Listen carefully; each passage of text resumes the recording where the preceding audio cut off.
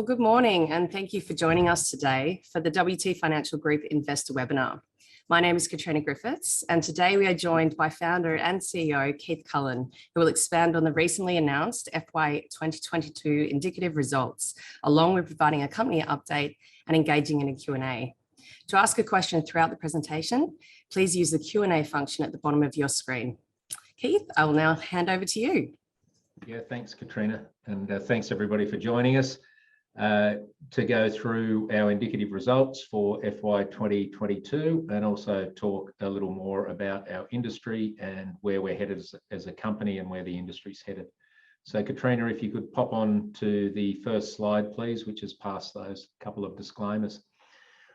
Look, I know many of you who have joined the session will be very familiar with the company, but there are new shareholders that have joined our register over recent weeks, and also those that are interested in the business that may not be aware of what our history is. So I'll just start with a brief introduction. So WTL was founded initially under the name of Spring Financial Group back in 2010.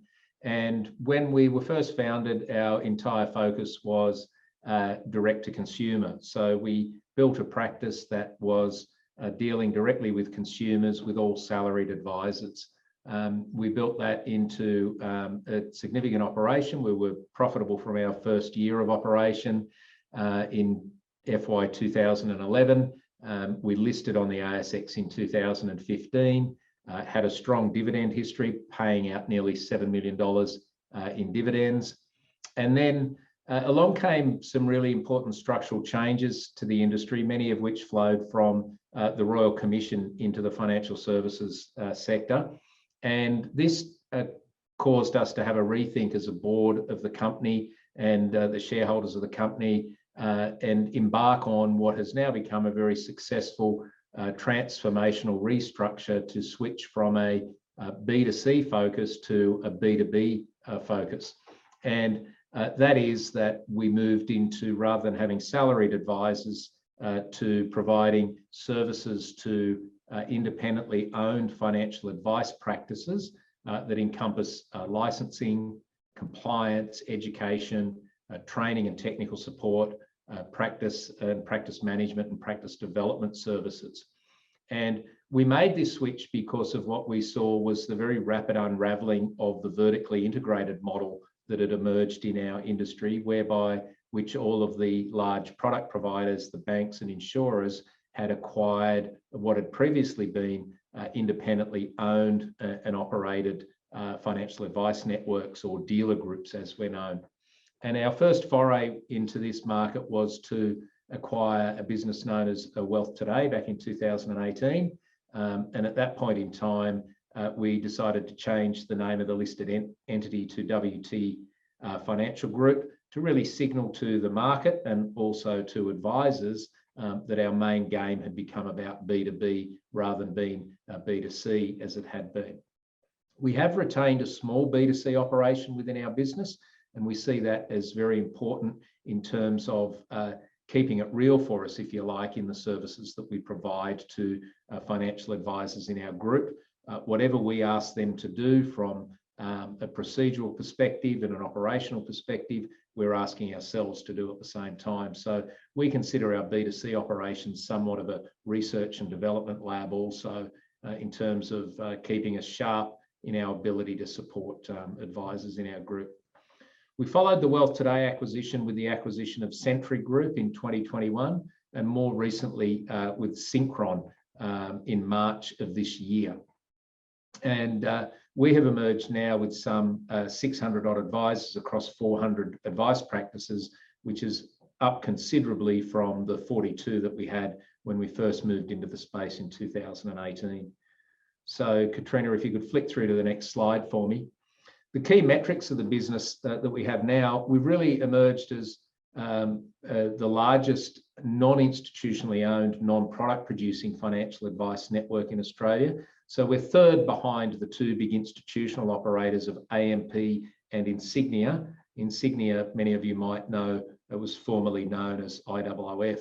And our metrics on our path to building the largest advice network in the country look something like this. We have around 600 advisors operating under our licenses under the Wealth Today, Synchron and Sentry brands.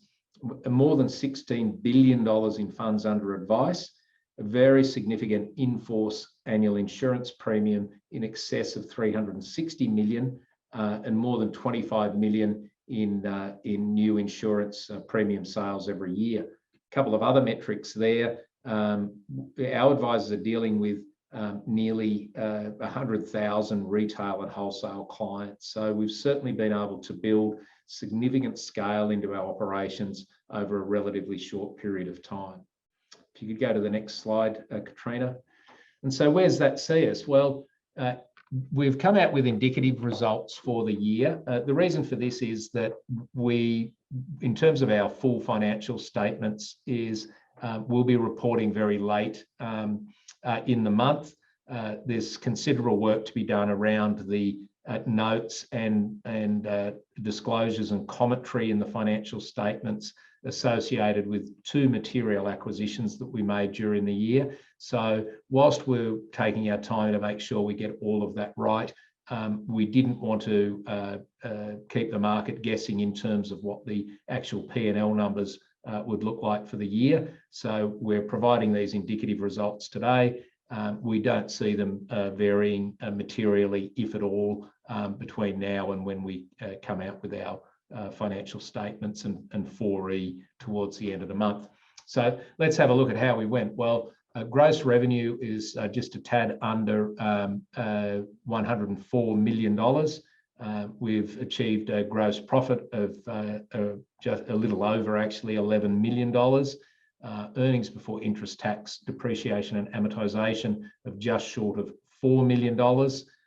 We've achieved an underlying net profit before tax result of $2.8 million. And we say that's underlying because the actual statutory net profit before tax will be impacted by a one-off accounting treatment of debt restructuring that we did associated with the Synchron acquisition.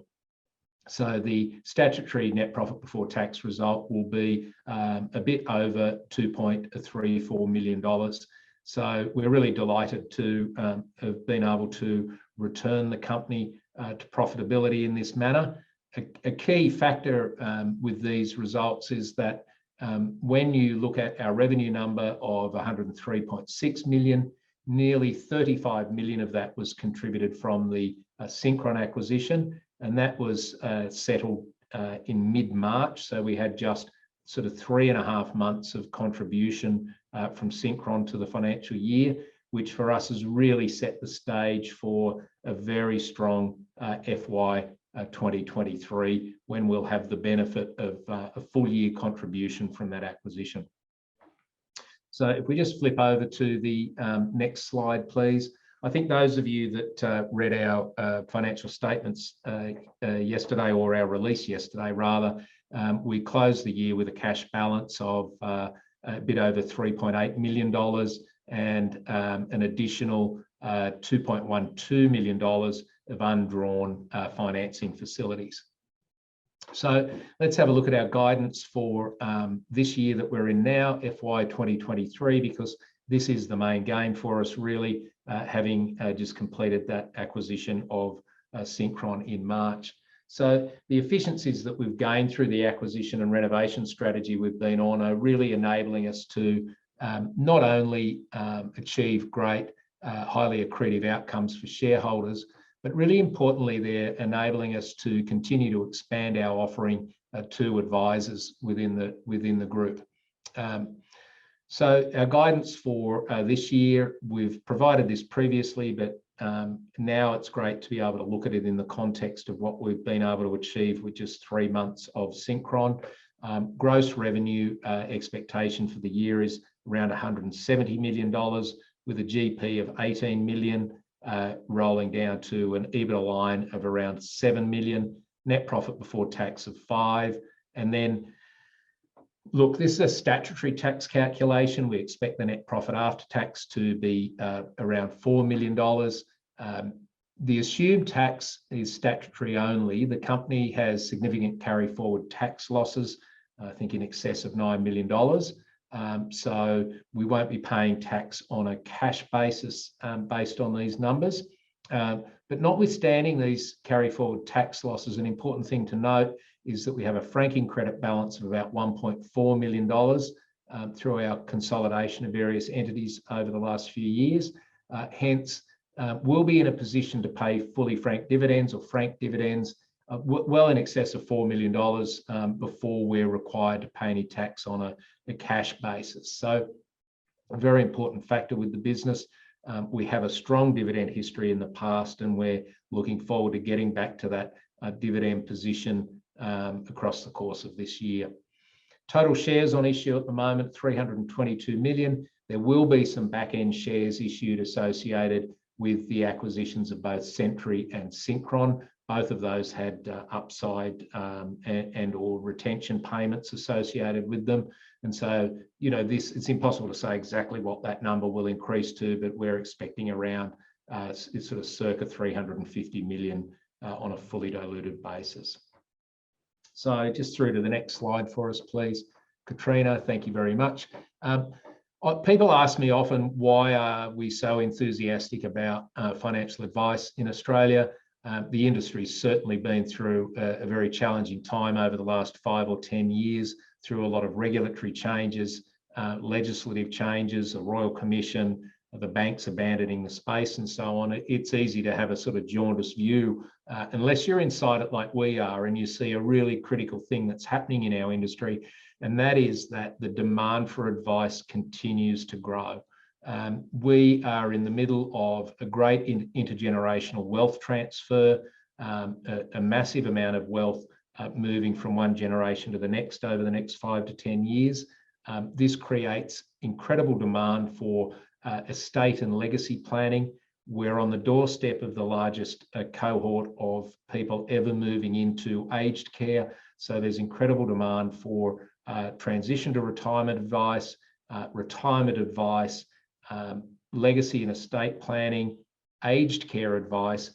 And then, of course, we have all the recipients of this transfer of wealth that are requiring advice on strategic issues and also investment issues. So the demand keeps increasing. What we're seeing is, as advisor numbers have dropped in the wake of the Royal Commission, we've got less advisors dealing with, in many cases, less clients at higher fees, making themselves more profitable. And this is really driving up the cost of advice, which in and of itself is a structural issue for the government, but for businesses like ours and for the advisors that remain, it's a very good time to be in this space. Next slide for us, please, Jane. Oh, sorry, Katrina. The key thing is that there's a real unmet demand for advice. It's really at all-time highs. So some recent studies that were done showed that around 40% of Australians had unmet advice needs. The COVID pandemic has certainly driven many Australians to think more about the financial advice and the need for financial security. And there's around 3.2 million consumers that are open to seeking advice over the next couple of years. So again, demand is growing and the number of advisors has reduced. Right now, we're in the middle of what's known as the Quality of Advice Review, which is a program that was started by the former government to address the rising cost of advice with a goal of relieving regulatory burden. The incoming Financial Services Minister, Stephen Jones, has publicly stated his desire to accelerate that process. So he's supportive of the continuation of the Quality of Advice Review and is looking to work with Michelle Levy, who's heading that up. And we're very enthusiastic about the engagement with the Minister, with Treasury and with ASIC, with everybody very focused on bringing that cost of advice down and also looking at ways of getting new entrants into the industry. So as much as the demand's there now and advisors are enjoying being able to push their prices up because of that demand, we also see that the industry expanding more through measures at a regulatory level that will bring the cost of advice down over coming years. So it's a very good time to be investing in this space, which is what our company has been doing. All right, well, I think that just brings us through now to a slide on the board. I won't bore you with details of us. What I will say about the board of the company, and a key thing to note about the board and executives in our company, is collectively we own around 40% of the company. So you've got significant alignment between not only the board, but all key executives within the company and with shareholders. And we think this is really key in a business like ours. So more than happy to move on to questions now, Katrina. I see a few have popped up there that you've got, so I'll let you just run through those ones that have come up there, and keep an eye out for any more that come in. Lovely. Thanks very much, Keith. So to webinar attendees, please use the Q&A function at the bottom of your screen to ask a question. So I will start off with the first question. You have acquired Sentry and Synchron. Will you fully integrate them and change their branding? And are you intending further acquisitions? Look, from a branding perspective, is each of our businesses and each of our cohorts will continue to operate under their existing brands. So we've got our Wealth Today brand, our Synchron brand and our Sentry brand, and then our B2C business operates under the Spring Financial Group brand. So we'll continue with that. But from an integration perspective is all of the critical services and supports that we provide our advisors are able to be scaled and are able to operate what we might call the back end infrastructure. You don't need 3 different teams of people doing your commissioning. You don't need to run 3 different sets of education and training programs. You don't need to run 3 conference programs for your advisors. In terms of your approved product list, in terms of your risk management and compliance frameworks, what we've done is we've worked really hard since the Sentry acquisition to sort of standardise these to enable us to really leverage our resources and improve the services we're offering to advisors across each of those cohorts. Terrific, thank you. Next question. It seems literally thousands of advisors have left the industry. Won't that impact the profitability of dealer groups like yours? Yeah, look, no, I mean, I spoke a little bit about this during the presentation. Is yes, a lot of advisors have left. I think a lot of them were salaried advisors in those bank networks and the product provider networks. Others were advisors that may well have been an accountant and a mortgage broker as well as their primary industry. So the numbers have looked very significant, but the number of advisors that had sort of really strong and profitable practices that have left has not been that many. It's really just been what the normal sort of succession of people retiring would be who have been selling their businesses. The key thing is that demand keeps growing. So whilst advisor numbers have reduced, the demand hasn't reduced. And so there's less advisors to service higher demand, which has enabled advisors to move their prices up. This is a structural issue for the government, and it's a really important part of this quality of advice review to say, what can we do from a regulatory perspective and from an industry perspective that is going to enable advice to be able to be provided to people that can't afford to pay the premium pricing that is being charged by advisors now. In terms of the profitability of businesses like ours, strong advice practices supported by strong dealer groups provide the opportunity for margins to improve in this business. So the key thing is trying to get new entrants into the business, and this is an issue for a government. We've got this professional year obligation that's come on new entrants into the industry. We'd like to see a much more practical approach taken to that, where the professional year can be eliminated and the work experience necessary to be gained by advisors is gained throughout their study period. Lovely. Keith, are you going to be paying a dividend, and if not now, when?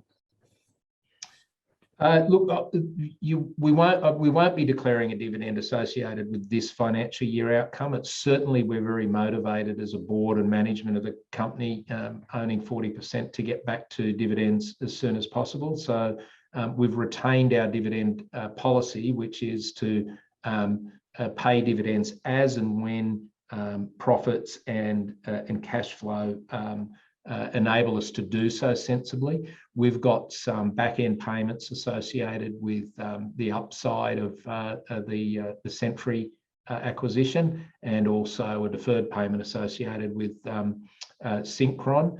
So while we've got a reasonable, healthy cash balance and access to debt, it's all about prudent capital management, and so we'll get back there as soon as we can, and we trust that'll be during this next financial year. Perfect. Another one is, hi Keith, apologies, missed the increase in shares outstanding number.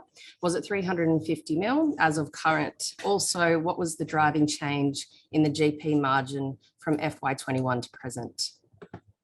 Yeah, okay, so 322 million shares outstanding at the moment. Look, it's impossible to say the exact number that will be issued associated with any upside payment for Sentry and Synchron, but we're feeling we're probably going to land us at around about 350 million on issue in total. And then what was driving the change in GP from 21 to present? Well, let's just flick back to those screens if we can. The GP is sort of pretty consistent in its margin. We're expecting around 18 million for this coming year, which will be driven predominantly out of that significant increase in revenue that we're expecting. An extra sort of nearly $70 million in revenue for this year. Lovely, thank you. Next question is, what differentiates your business from other dealer groups? Cool. Look, really good question. I'd say the key to our group is we use a mantra of being by advisors for advisors, and the key to that is that we take everything that we do within our business. We do as if we're sitting in the room with clients, as if we're sitting in a practice. All of the key people within our business have significant experience in building practices and sitting in the room with clients. I think if there's one criticism I hear advisors when they talk of their relationship with their dealer group or their licensee, many of them tell us that their licensee has either forgotten what it's like to be in the room with clients, or that they never knew it. And they certainly don't get that when they're part of our group. Everything that we do within our business is focused from an advisor's perspective.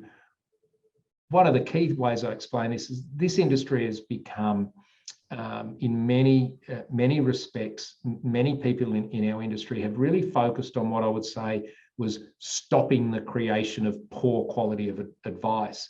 And there's a really important attitudinal difference between the language around that approach and our approach, which is enabling the production of high quality advice that will withstand the scrutiny that we all get within our industry. So it's really an attitudinal difference, I think, that our advisors benefit from. Wonderful. Thanks, Keith. And the last question is, I have read about a push towards advisor self-licensing. How will that impact WTL and other dealer groups? Yeah, look, I hear a lot of talk about this, and the FPA was banging on about it a little while ago. It's open to advisors to self-license today. I mean, it's open to a single advisor to trundle off to ASIC and put in an application to get their own Australian financial services license. And so that's always been there. I think it's not to be confused with a concept around self-registration, which would be having advisors registered directly with ASIC and, if you like, be certified by them in a manner. Licensees have got a really critical role to play. In effect, ASIC has outsourced its supervisory obligations to key licensees like ourselves, the large licensees. We have an incredible supervisory burden that comes with holding an AFSL, but also from an advisor's perspective, this is a really complex landscape now. Advisors, if they want to run strong and profitable practices, can't afford to buy in all of the intellectual property that's required against that might be required just on an ad hoc basis. So licensees fill a really important role for advisors in providing them a broad range of services across both the type of advice and supporting their development of strategies for clients, an important role to play in terms of their interface and access to product that's available from product providers. There's many things that we do that just aren't able to be done on that, in that self-licensed environment. So I think you'll see strong licensees like ours around for a very long time to come. Absolutely. Thank you very much, Keith. Well, that's all that we have time for today. Thank you to everyone for joining the WT Financial Group Investor Webinar. Should we have missed any questions, please feel free to reach out via the contact details on the bottom of our ASX releases. And we look forward to updating the market in the coming weeks. Thanks very much, Keith. Thanks very much, Katrina. Thanks, everybody.